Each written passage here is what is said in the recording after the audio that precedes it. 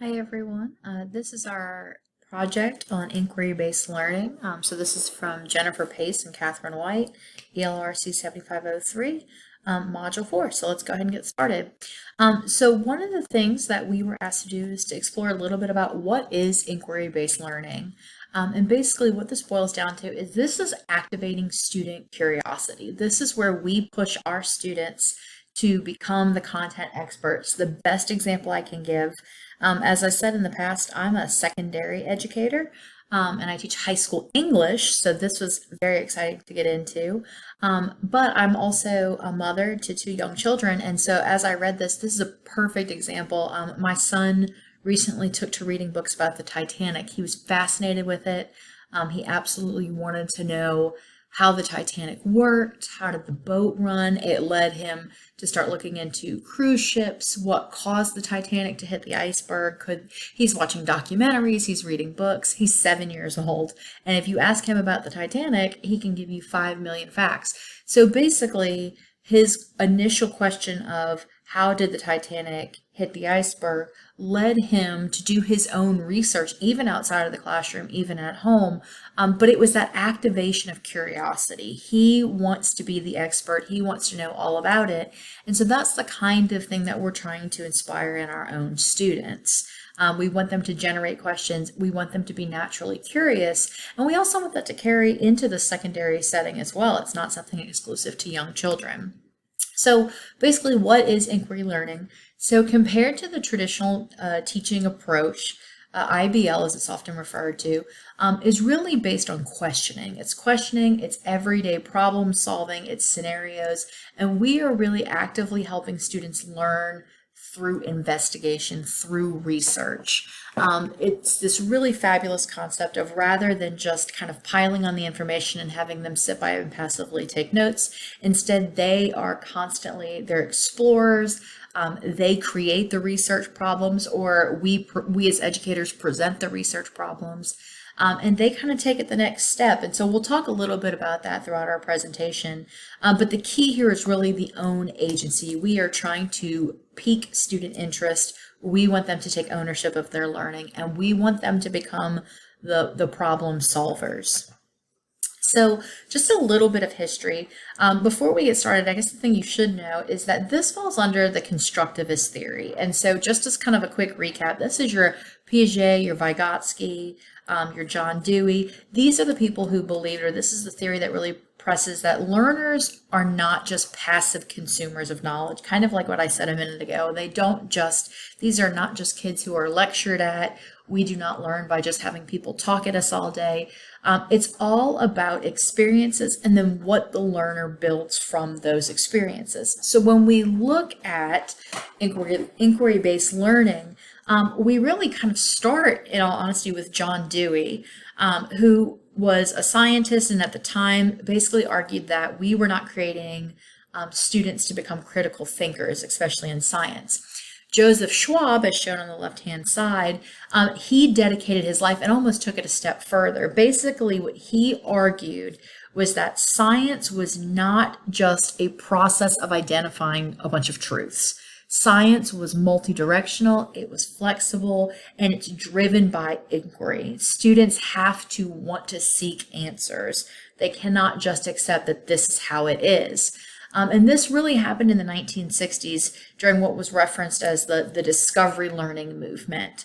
And so he was a well-known scientist, but he was also just an everyday science teacher. I love that about him. He was an everyday science teacher who started really looking closely at the curriculum. And by the time he was deep in his profession, he became one of the most famous curriculum theorists by the 70s, who really started to push inquiry-based learning because he recognized that he needed students who were critical thinkers. You'll notice in the bottom bullet, Marshall Heron in 1971, he also formalized the theory and he added a whole nother level of inquiry specifically related to lab experiments. But in this particular case, we're going to look at Schwab's inquiry-based learning kind of as a whole. So as we did our research, we kind of came across 4 different forms of inquiry, and I'm not going to go through all of them, but I do want to draw your attention to number 4, because after I kind of read through all of them, I think what we're really doing is we're trying to push students and we're trying to grow students towards number 4, which is basically where students start to form their own questions. They divide different methods of investigation, and they carry out the investigation themselves and then ultimately have to present it. As you notice in 1, 2, and 3, sometimes it's structured. Sometimes with the confirmation inquiry, they're given a question and the answer is already known, and so it's kind of looking at their process of investigating. Structured is a little different. Maybe they're given the question, but they have a little flexibility with the methods. Again, but what the end goal is, especially in inquiry-based learning, is that open inquiry, is that we create in students this natural ability, so that by the time I have them in the secondary setting, I don't even have to give a prompt. Maybe I could just give a topic and kind of see where they can go from there. So there's a couple of goals regarding inquiry-based learning.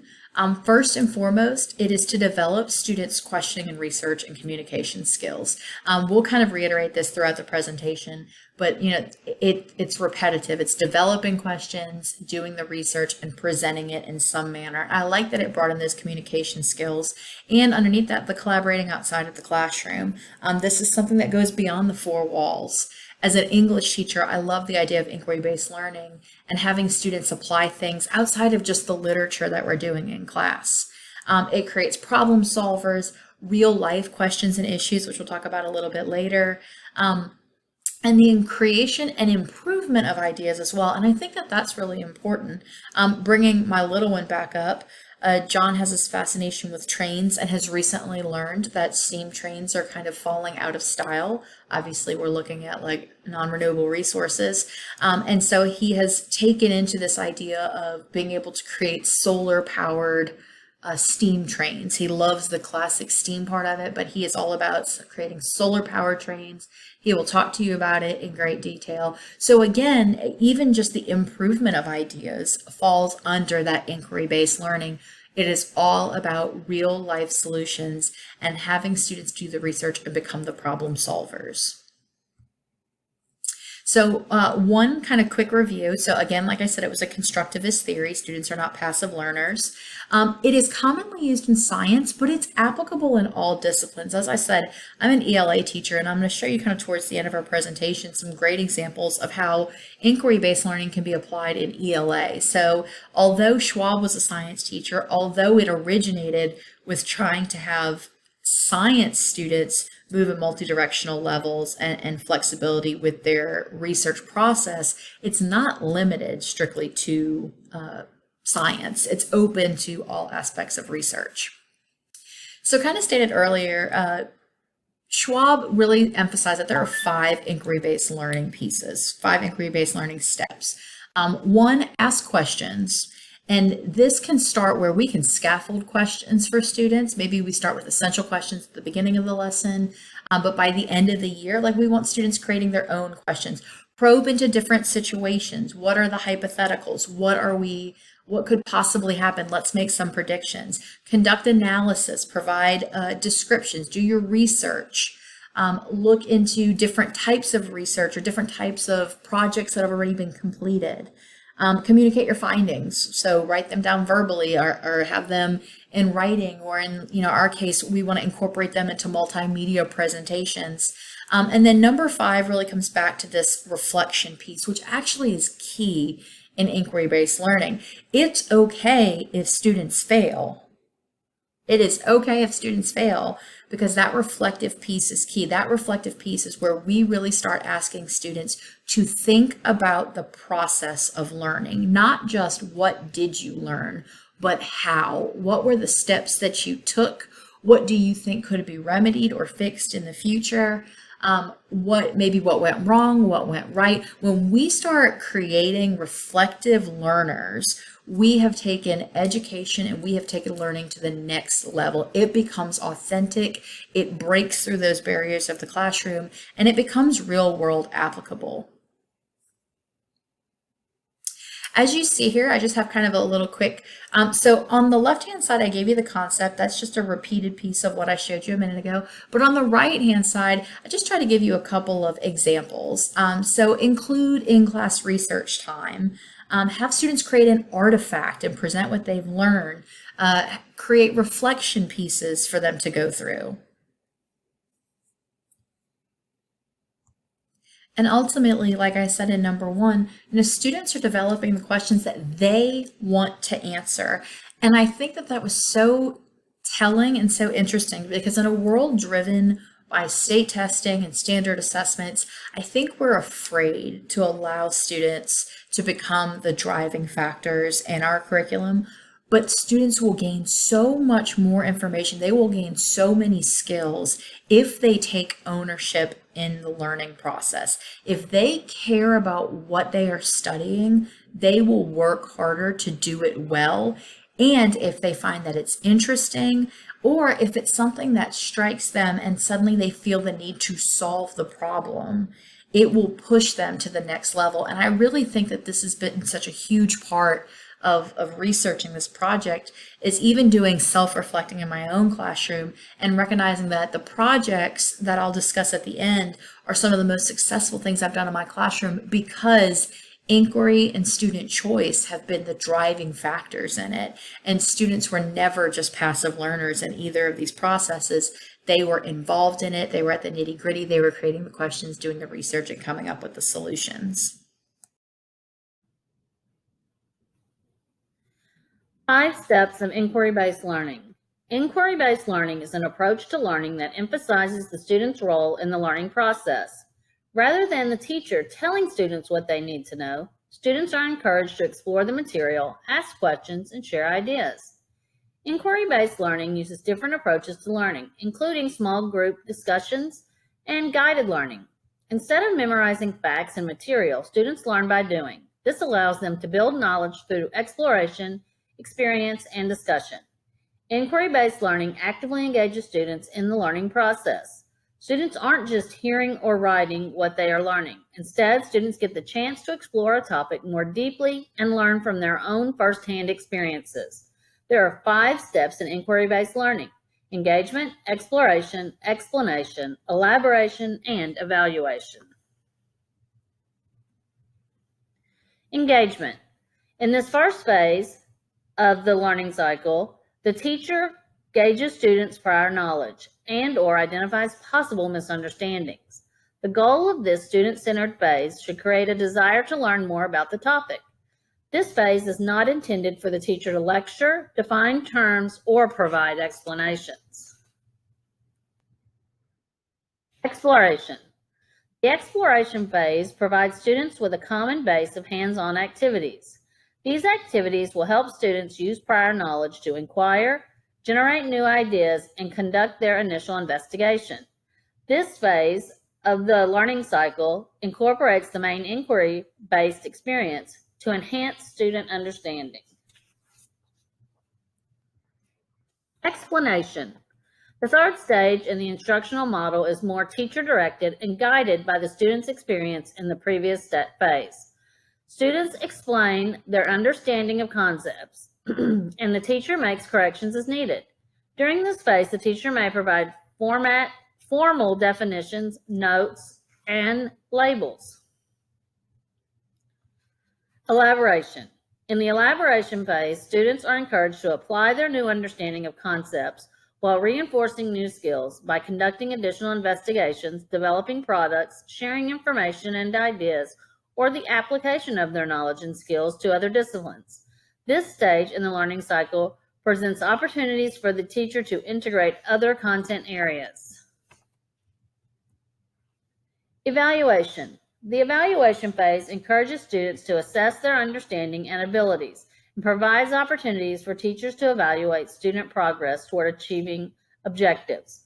Formative and summative assessments are appropriate in this phase. Some non-traditional forms of assessment that are portfolios, performance-based assessments, concept maps, physical models, and journal logs.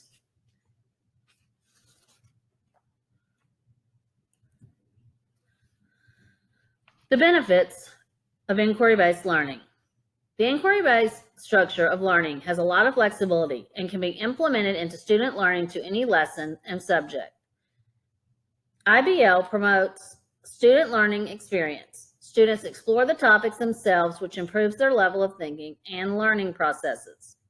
It fosters a curiosity. Because it's an inquiry-based learning strategy, it brings benefits to student skills to share their opinions and concerns about a topic. It fosters more interest in the material and improves skills children can use to keep on exploring concepts they are interested in. It improves students' understanding of topics by allowing students to make connections between what they are learning. This enables students to gain a better understanding of the investigation process and concepts, rather than merely memorizing and recalling facts. IBL allows students to take ownership of their learning by providing an opportunity for conceptual understanding, which gives them a sense of ownership for their learning. Learners get the opportunity to acquire their learning styles in their preferred way. The inquiry-based approach to learning is a kind of active learning which allows for student engagement.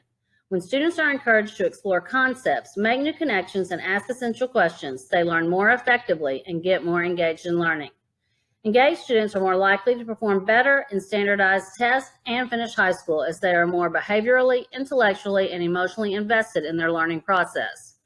Inquiry-based learning develops a love for learning. When learners engage with the learning resources in their preferred way, they don't only gain a deeper understanding of topics, but also develop love and passion for learning and exploration. Authentic assessment evaluates student knowledge. Advances in inquiry learning and inquiry-based lessons include many more ways to determine what students know. It offers collaborative learning opportunities. Team-based projects and tasks are perfect for the inquiry process. Discussion and collaboration help students learn from one another. In teamwork, students also get the opportunity to guide their classmates. An inquiry-based learning approach lets students share their own ideas and questions about a topic. This helps foster more curiosity about the material and teaches skills students can use to continue exploring topics they are interested in, and deepens students' understanding of topics. Rather than simply memorizing, students can make their own connections about what they are learning. As they explore a topic, they build critical thinking and communication skills. The cognitive skills that students develop can be used to improve comprehension in every subject, as well as day-to-day life. Overall, inquiry-based learning enhances learning experiences for children. The teacher's role in inquiry-based learning is to engage students and create interactions and opportunities for inquiry. Teachers should give clarification when needed by giving information, data, summarizing, etc. Questioning is crucial. Teachers should pose essential questions and encourage students to create questions to drive self-directed inquiry. And teachers should design relevant, accessible, and curiosity-driven paths to inquiry. As stated earlier, the IBL is not exclusive and not restricted to a science curriculum or a science classroom. And so as I went through this project, one of the things I wanted to focus on was how it could be used in the ELA classroom, the English Language Arts classroom. And so Jennifer and I kind of both did a little bit of research and were able to put together a couple of different things that I think are incredibly beneficial. And then I'm going to give some personal quick reflection of things that I found that worked.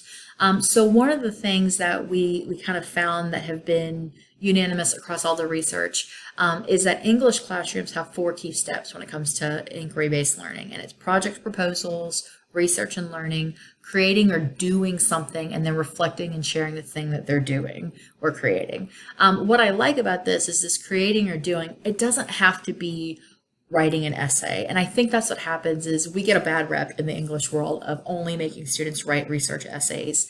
And actually, I find that sometimes if you allow students the capacity to demonstrate their learning and their research in an alternate way, they will focus more on the research process and they will stress less about the writing process. Writing skills are a totally different set of skills than research skills. They they correlate with each other, and there's a lot of overlap, but they're also different sets of skills with different entities. So when you look at inquiry-based projects, what's great about it is it can address so many different skills: reading, writing, oral, media skills if we're asking students to do any type of multimedia presentation. And then there's also your typical skills that are cross-curricular: personal responsibility, abstract thinking, thinking outside of the box, having to be organized, having to work together with other people to create their end products. So these types of inquisitive, inquiry-based projects don't have to end in writing just because we're in the ELA world. So you'll notice two different things here. I'm actually going to start with the one on the right, and I'll come back to the left-hand side. So some things that we were able to kind of find, we're talking about some pre-reading strategies, having students look at figurative language and how it's worked, and really looking at the process of why and how it could be manipulated. A mock trial is a great example. I often teach the Crucible, and so, to have students work through a mock trial, maybe looking through a character, that's a great way to have to prove, guilt or innocence, and really have to closely examine what's happening in the novel or in a story. Debates, as always, it's a great way to go back and look at the creation of topics and having to do research. Photojournalism, videos, blogs, multimedia projects. So if you look on the left-hand side, these are three different experiences that I've had. I do want to point out that I did get permission from the students before I put these pictures up here. The first thing is a social justice project, which is actually what I'm going to be doing my kind of main focal paper on next module. But in this project, basically what I asked students to do is to pick a topic that falls under the social justice umbrella. They have to create the question, they have to do the research for it, they have to be able to present it, and ultimately it ends with a call to action. And that's a big part of the project, is saying, okay, now that you've done the research and you have the information, what can you do with it? And I very much ask them to think about this through a critical lens of a high school student. I don't want them to solve poverty or homelessness by just building everybody a house. Where are they going to come up with that kind of money, and wouldn't that be a great solution? So it's really a lot of the focal point is call to action. How can you help? But I allow them such freedom and liberty to work within these huge umbrella topics. And I find that the more students will do research, the more they find that they can't just research a broad topic. They really have to work to narrow it in.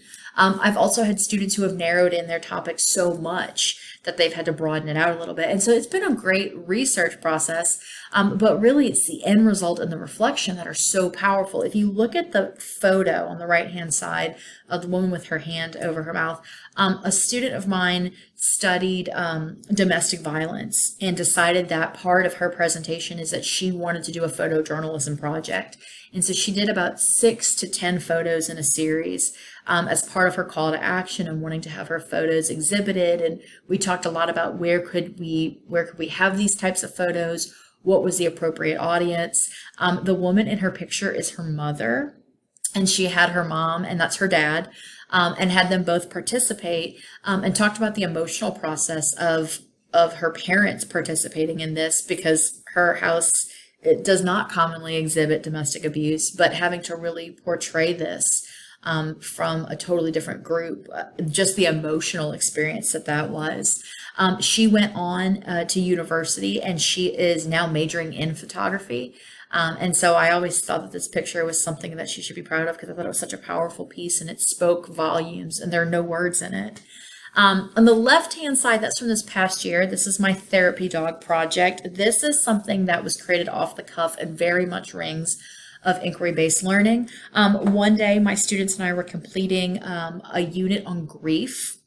I had students from all walks of life. I found that they tended to gravitate towards these common themes of grief, which very much matched the book that we were reading. And one day we stumbled upon an article about universities that brought therapy dogs on campus to help students who were stressing during finals.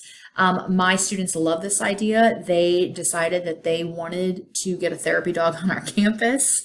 And so for the next few weeks, what started out as a 1-class period, read an article and answer 5 multiple choice questions, ended with weeks of research. They ended up writing persuasive letters to our principal.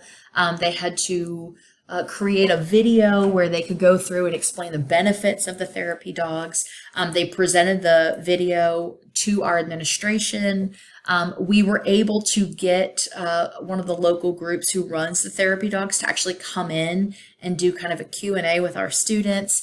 And then you can see here that my babies got this experience of being able to play with 4, 5, 6 dogs. I'd never seen high school kids just fall apart like that. It was wonderful.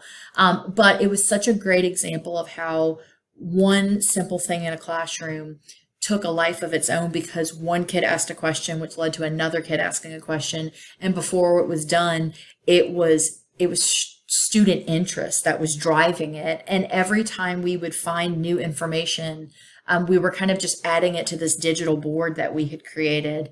And so students had a lot of different facts that they were collecting, and they were working with each other, helping each other find facts to put in their letters. It was a proud moment for me as an educator to see something that kind of created this life of its own. And many of my students said it was one of the best English classes they'd ever sat in, not only because they got to play with puppies, but because they were doing something that was interesting to them. The final little piece, I do not have anything to show, unfortunately, but in my honors classes this year, I gave students the topic of history's marginalized heroes, and basically they had to present something. And I got a wide variety of things. I had students who went even as old school as trifold boards. But I also had students, again, who did the videos and the blogs, and it was really great to give them just this kind of overall phrase and to let them create their research topics and to start to figure out like what was the purpose, not just what happened, but why, and why should we recognize these people in the future. And it ended a lot in media manipulation, who writes our textbooks, how can we create these books that are non-biased. So in all 3 examples, all happening in my ELA classes, all student-driven, student inquiry-based. And at the end, I think there was better learning that happened because they could just get their hands dirty and to see even how the inquiry changed over time was really a powerful process overall. If you have any other further questions, I absolutely encourage you to check out any of these websites. Edutopia, I got lost. Edutopia has a huge number of resources regarding inquiry-based learning, and they can absolutely give you some more details if you are interested. Thank you so much. We'd love to hear your feedback, and thanks for letting us talk to you a little bit about inquiry-based learning.